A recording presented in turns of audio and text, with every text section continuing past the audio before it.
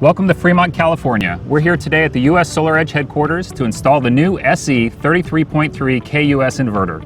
Performing the installation today will be Cool Earth Solar, joined by the SolarEdge installation crew. For commercial installations, SolarEdge provides a P600 or a P700 power optimizer. These optimizers allow installers to build two PV modules connected to a single power optimizer. This P700 that I have in my hand is designed for two 72-cell modules connected in series. Modules can be installed in either portrait or landscape orientation using SolarEdge power optimizers. Today, we're installing in a landscape orientation, therefore the optimizers need to be spaced appropriately. Also, don't forget to include that there are two modules to one optimizer.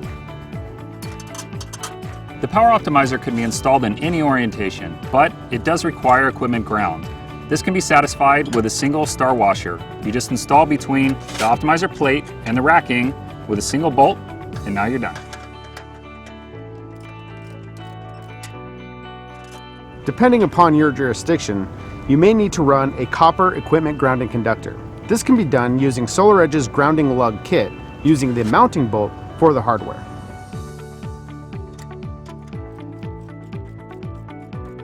If you're not going to install the modules right away, be sure to close the input cables on the optimizer. This will prevent water intrusion into the optimizer. Now we gather up all of the 2D barcodes.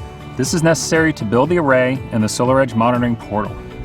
SolarEdge provides a decal that you can scan or remove depending on your company's best practice and the site installation. Now it's time to install the PV modules. For these modules, we'll connect two in series to a single P700 power optimizer. So as you see here, we are mounting the optimizers kind of in between the two J boxes of the modules. And I have the J boxes of the modules facing towards each other. That way, when I do my cable management using my S-clips, I can create two leads sticking out, and then I have two leads on the bottom sticking that are out that are going to plug right into the optimizer. So as you can see here, I mounted the optimizer so the PV cable coming out is facing towards the middle of the two modules. This will make it easier for you to manage your PV cable. Cable management is always very important, so I recommend you use something that's going to last the lifetime of the optimizer, which is warranted for 25 years. I've always used S-clips or P-clamps when performing cable management.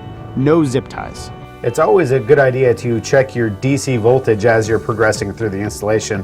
I have 25 volts DC right here because I have 25 optimizers in series.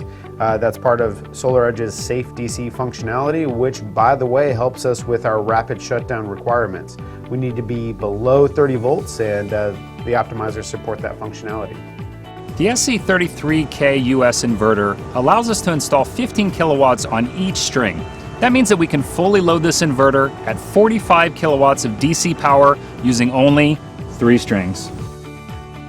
These practices will work regardless of installation size, whether you're doing a couple kilowatts or, like you're seeing here in this video, a 4 megawatt commercial rooftop installation.